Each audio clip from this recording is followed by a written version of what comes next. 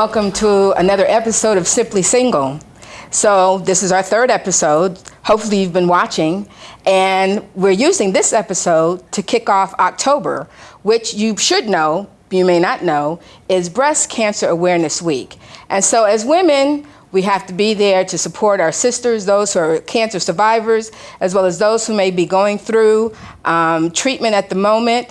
And so you'll see that me and all the girls here have on our pink ribbon to denote breast cancer awareness. And we have a very special guest in the studio. So we're going to do things a little bit different. Our special guest is a breast cancer survivor. She's a young, single female. And I asked her to come and share her story, first of all, but then let's look at what our question of the day is, which is breast cancer, dating turn on or turn off. Now, I know that sounds a little weird, but you'll understand it once we get rolling. So our special guest is Micha Logan. Micha is a radio personality here where we live in our city, as well as I said, a breast cancer survivor. And Micha, welcome to Simply Single. Thank you, ladies. We are so glad to have you. I'm happy to be here. Wonderful. And let's just start out, Micha, by briefly sharing your story about the diagnosis and how you felt about that, and especially as a young, single female. Sure. It all started with I was having issues with my birth control. And I was trying to figure out, well, I'm on the birth control, why am I still having this long situation going? And so they were like, well, we need to switch you off. So I was going to the doctor off and on. Then I had to go for my annual. And during the annual, as you all know, they do the whole feel around thing. And I'm laying there and she's on my right breast and she says, I said, And she goes to the other one and she says, okay. And then she comes back later and she says, we're going to set you up for a mammogram. I said, oh, you're talking about in a few years? And she said, no, tomorrow. And I said, okay. So up to this point, you'd never had a mammogram before? Never had a mammogram before, ever. Never, ever. So I'll go get my mammogram and they take 2 pictures. And she says, we need you to come back and take 2 more. I said, okay. Then she says, I need you to come back next week and do a biopsy. I said, okay. So I had a week of like, what's a biopsy? I didn't know any of this. This was all new language. So nothing was setting off flags? Nothing was... I called my friend in New York. I said, have you had a biopsy before? She said, oh, girl, you'll be fine. It's nothing, blah, blah, blah. Go back, take the biopsy. He calls me on a Monday. I'm at work. I'm on air. I'm like, okay, I'm about to get off work. I'm about to, yes, Monday's over. Yes. She's like, hey, can you talk? I said, sure. She said, well, we looked at the biopsy and one was okay, and the other one came back cancerous. I said, I'm sorry, what? And I just remember, I just started crying. She said a whole lot after that. But it just started like, wah, wah, wah, wah, wah. Yeah, it was, I didn't hear anything else. All I kept thinking was, I'm 31. I'm single, I'm a vegetarian, I don't drink, I don't smoke, I don't party, I just kind of live my life. Any history of breast cancer in your family? No history of breast cancer in my family. So it was really like crazy. The first thing I did was call my pastor, and he was just very, trying to help me calm down, but it really wasn't anything that I wanted to hear at that moment. I went and talked to my boss. He had recently just lost his mom to cancer, so he was very just like, go home. Went home, met my family. My family and I all went down to the doctor. My family heard everything the doctor had to say. Again, I heard nothing. Okay. All I'm thinking is, what's about to happen to me? What am I about to go through? I didn't know, you see the commercials, you see the ads, you see everything, but you don't really know until you go through it. Well, the type of cancer that I had was stage 2 invasive ductal carcinoma. And it was a tumor that was 4 inches. And it was growing fast. Okay. So they had to get me in. So let's see, I find out in May. June 6th, I started my first chemo treatment. Now, were you in any kind of dating relationship at this point? I had made up my mind October. I was like, you know what? I'm just about to do this single thing. I'm done playing with these dudes. They getting on my nerves. It sounds a little familiar. I was just done, and I was okay with it. I got to a point in my life where I was okay with it.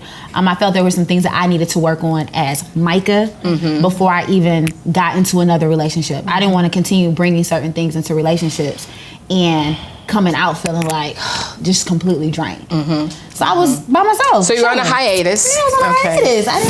I was good. Okay. So, I started my chemo treatment, and I did 18 weeks of that. After chemo came my surgery. After surgery came 37 treatments of radiation.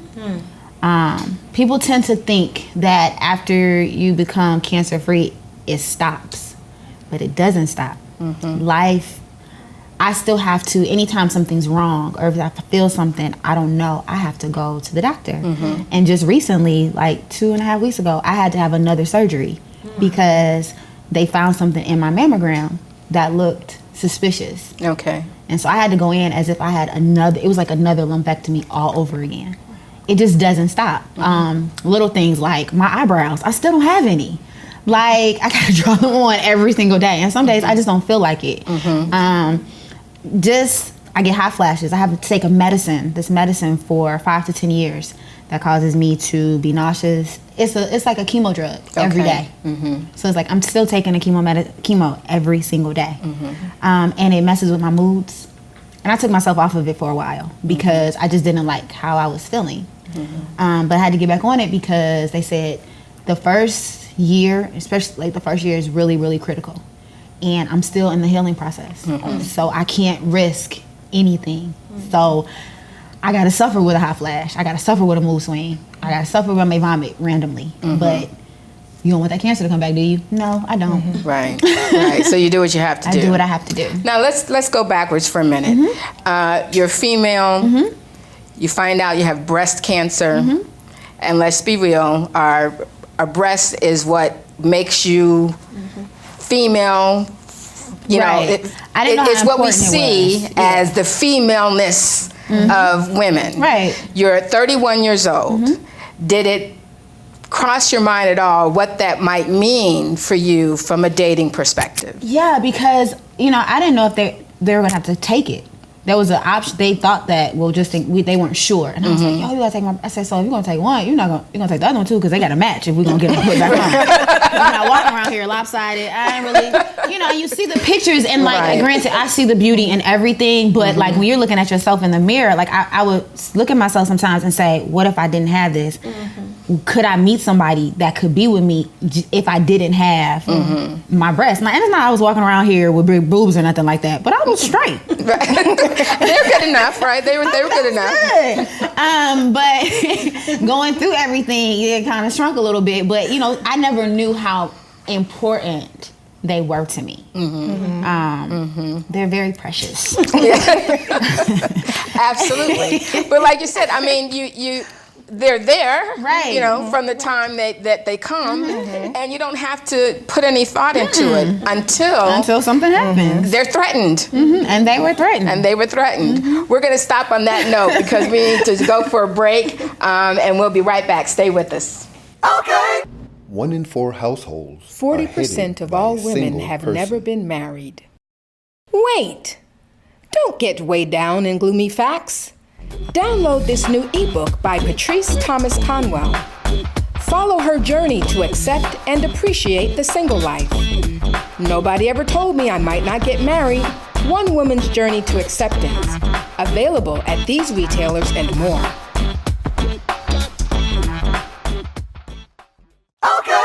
Well, thanks for joining us, and we're going to keep our conversation going with Micha, who has just shared her story about being diagnosed with breast cancer at 31. And we were talking about whether or not just the thought of possibly losing your breast really had an impact on you psychologically from a female standpoint, because we know that that's the part of our body that physically makes us women, makes us who we are. And so you were sharing that, that kind of crossed your mind, And what else did you have to go through with the chemo, with the treatment that really impacted your physical appearance? I was concerned about weight, but I was really blessed. Like the same weight that I went in, was the same weight that I came out. Okay. Now, the only thing with that is, like, I really was trying to get to a certain weight, because, you know, you're trying to get it right here and everything. And I was like, yo, can I get this extra 10 though? If these gonna be struggling, this gotta be right. That's what I was thinking. You kind of have to, be boom somewhere else. Situation's positive. But for whatever reason, even now, I still have a hard time. When I went to get my checkup, he said, I'm giving you 6 months to try to gain 10 more pounds, because I'm the exact same weight I was last year. Now, most people would be like, so you're mad about that? Yes. You have your things, I have mine. So it was just, my thing was, I needed to feel like a woman in some aspect. And no, I was blessed that I didn't gain a lot with the steroids I was on, and I didn't go down to 100 pounds. I heard that happens too. That would have really just done something for me if I would have went down there. Of course, I lost all my hair, but in that, it actually worked out in my favor, because I didn't realize how amazing it was to not have that pressure dealing with my hair. The first time I took a shower and that water hit my head, I said, this is what it's like? Yes. But you even with your hair, when men see you, and I had a short haircut anyways, but I still would, I would play with it long with colors. That was hair. That's another part of being a woman. A woman, exactly. And I didn't have that. And let's admit it. A lot of our men have this thing about hair. About hair. And the length of your hair and all that. So it was just like, dang, I'm walking around here bald. Like I said, but at the time, I still have my eyebrows and I still have my eyelashes. It wasn't until my last chemo treatment, when everything was coming through my system, when I lost everything. And I was like, and that day I cried my eyes out. I didn't want to leave my house.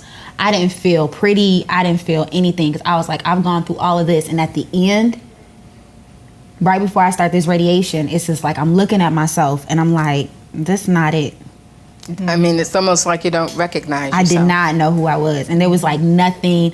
And I wasn't the girly girl. I didn't play with makeup growing up. I didn't do any of that. So it was just like, what am I supposed to do? How am I supposed to make this work? But I had to make it work, because I had to, being a public figure, I had to go and host this. I had to be here, had to be there. And it was just like, you got to look the part. You got to make it work for you. And that was difficult. Like, because some days I just really didn't want to leave the house. I wanted to just stay home, be bald, be hairless, and just... Now, let me say about this hairless thing, though. Because I was going to say, women are changing. We're changing our hair all the time between weaves and wigs. Right. And I tried the wig thing, but then I realized, like, it didn't work for me. Like, I was like, I'm okay. But I lost hair everywhere. Everywhere. And I was okay with that, because I didn't have to shave nothing, I didn't have to wax nothing. We can be, this is... we're all cool. Right. And anybody else, if you have questions, please just jump in. So it was like, when everything was like going back, I was like, so it's going back, but it's not going back here. Like, something not right. Like, I need it. How come I can't pick and choose where it goes back? That's just how I felt. I'm just telling you how I felt, okay? I'm just telling you, like, when I put that razor and that wax my thought, this is crazy. But just stuff like, little stuff like that, like... That we don't think of. That you don't think about, that you have to go through as women. And I've met women younger than me that have gone through this, and they've lost both their breasts and have had to have the reconstruction. And it's just like, you're a baby. You're 21 years old. Mercy. You're in college going through this? Life hasn't even started started, and you've gone through so much, which made me feel bad about my little lumpectomy, but it was just like, everybody has their different story. Right. And everybody goes through different things. Was there any point in time where you felt like, oh, I might not live, and how is that going to Yeah, because when they first told me, they didn't know where it came from or anything, so they didn't have any real answers. I'm like, so how serious is this? Correct. Where is this? Like, do I have long? Like, what's going on? They're like, we don't know. They give you that, we don't know. We have to test this. We have to do this. So there were days I was like really depressed. Like, am I really about to die? Like, I haven't done this. I haven't done this. Right. You think about all the things that you haven't done. Like, but dang, am I going through this because of this, and this? Right. So I had to deal with that too. Like, am I getting this because I did this to this person, or because I didn't do that for that person? Correct. There were just it was a lot of emotional and mental things, and I think a lot. Being an only child for 18 years, I only had me in the trees. So going through that, everything was just so mental. And I said, of all things, I would get something that my brain would have to get me through this. Now, even though beforehand you were on a little dating hiatus, did you also think about what this meant as far as in the future? Yeah, I go through this lumpectomy, I lose all my hair, I'm not feeling pretty. What does that mean on the dating front? I didn't think anybody would have kick it from me. Like, they'll look at me like a charity case.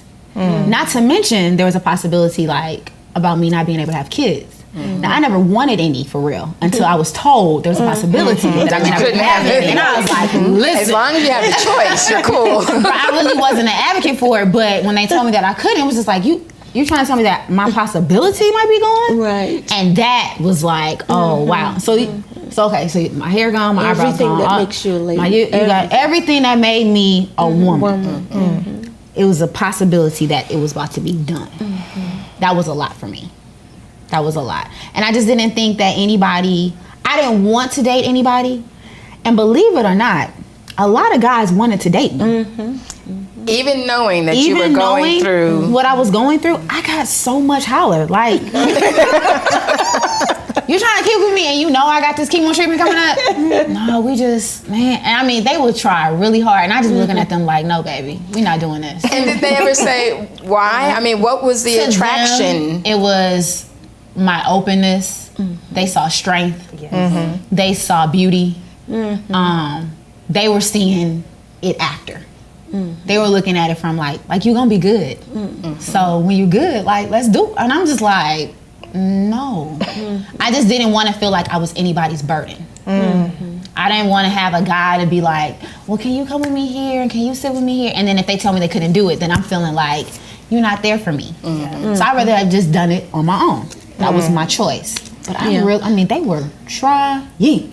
And men have a need to feel needed. Right. Anyway. I was going to say that some of that, I can take care of you. Yes. And like, oh boy, this is a woman who really can need me. And I can be that stand by you man no matter what, and actually be the savior. Be the savior. Yes. Yes. My own dad wanted to come and move down with me, to be with me, I was like, you're going to leave home I was like, you don't got to do that, daddy. Well, I mean, I can understand that. Right. Because in his mind, he felt like, well, I don't want no other dude there doing it for you. And I had to let him know, like, you don't have to worry about that at all.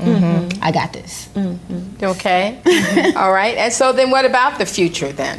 I mean, do you have thoughts about what this means now when you're ready for the hiatus to be over or, what does it mean? Now I have a respect for marriage in terms of that's something that I do want in my life. A respect for children. I do want a child, maybe even two. I don't know. I asked God, because there was a time period where I didn't have my cycle, which was not a bad thing either at the time. Right.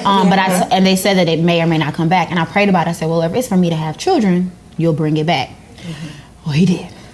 Praise the Lord. Randomly. So I stepped to know that I still have that as an option. Capability is good for me. So I'm looking forward to the future. Okay, and on that note, we're going to come back because Dr. Renee, I know you had something to say. Stay with us because we've got one more little session to do here before we let Micha go. So stay with us. Okay.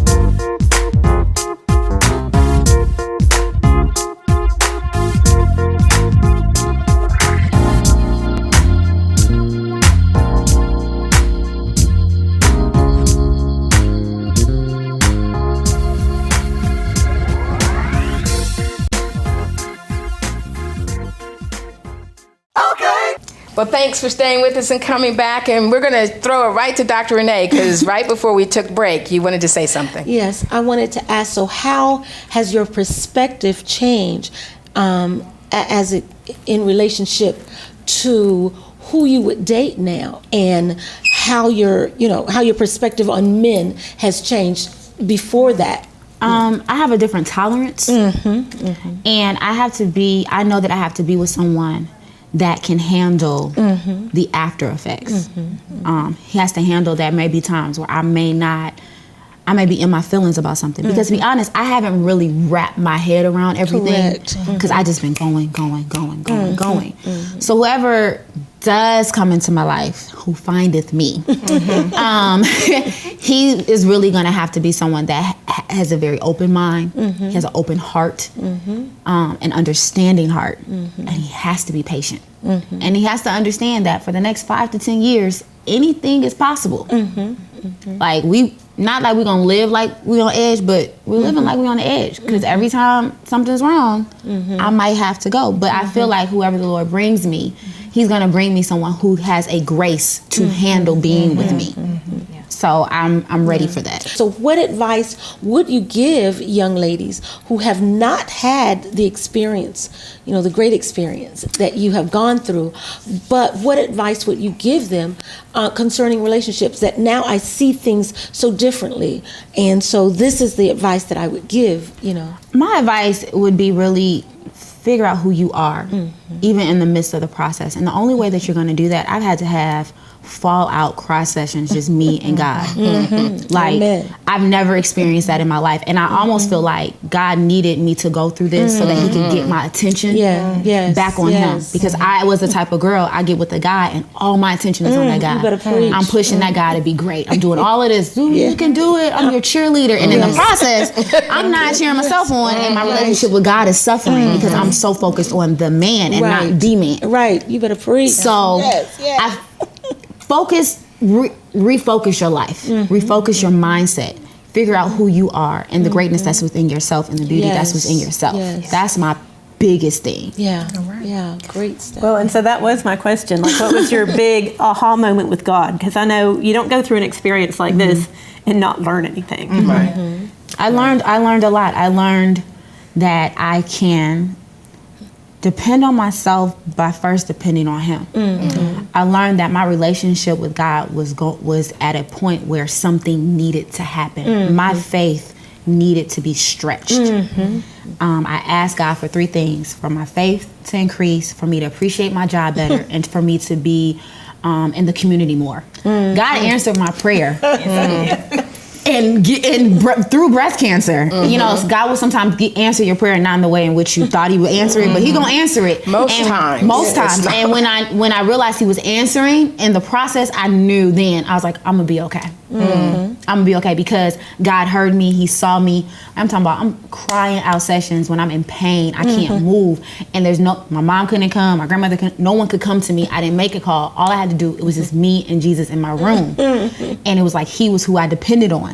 I had to put everything into him. And that's like hard when you used to being like by yourself, and I can do it. No, ma'am, you're not getting through this night without me. And it would be like, God, I just need you to get me through. And he would get me through the night, and I would get up and I would go to work every day. Amen. Yes, ma'am. That's fabulous. Wow. That's the best part of the story. That's part of the story. That's it. It's almost like for all of us listening, and don't make God go all the way there. No, seriously, like if you can help it, like that was for me. God had to do something and I will never say that God gave this to me, but he put the grace on me to handle it in this way. This was how he needed to get my attention. He may do something else for someone different, and that's fine. And that's how God works. But in the end, he's going to get the glory, and he's going to get the victory. And I can walk out and I can probably say, I am victorious. Not only in this, but in all things. Absolutely. Amen. Wow, that gives you chills. All right. Gives you chills.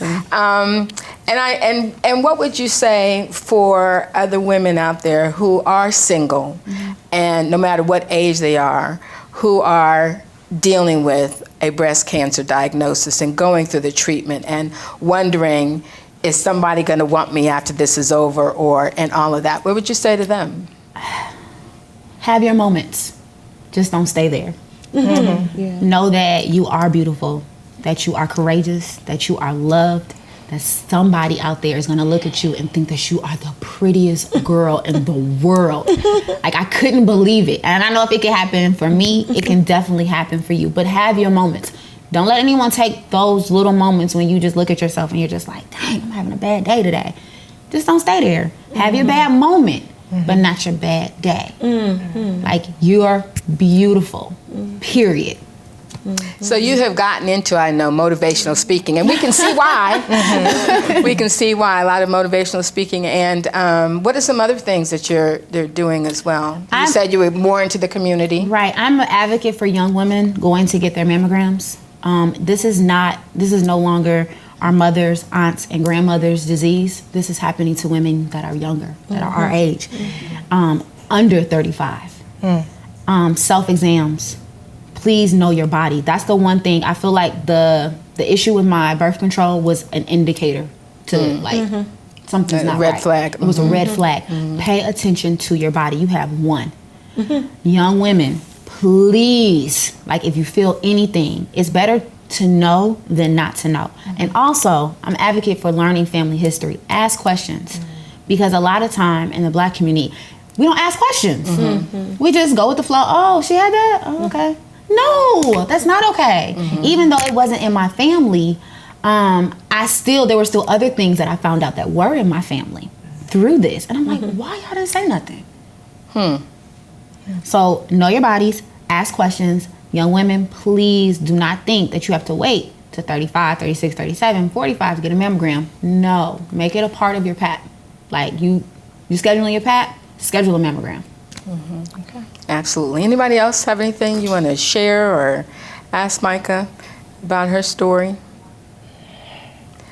Well, I really appreciate you coming on. There's so much that can be learned, and I hope that those who have been, who are watching or who will watch this, will learn a lot from your story, not just from a personal standpoint, from a health standpoint, as well as from a relationship standpoint, a dating standpoint, because it's all wrapped up together. And you have said some powerful things, and I truly appreciate you being willing to come on and share with those of us here on Simply Single your story. And we wish you God's blessing and all of his grace and his strength to keep sharing this with anyone that you stand up to speak with and to motivate and to empower. And so we're glad that you have been here with us. It's been a little bit different, but I hope you got a lot out of what Micha had to say and the questions we were asking. And if you want to make any kind of comments or give us any feedback, you know where to find me. If you don't know, I'm on Facebook at Patty Conwell. I'm on Twitter, Patty Conwell. And you can even leave comments on the Simply Single channel on YouTube. So thanks again for joining us, and we look forward to seeing you next week on another episode of Simply Single. Bye.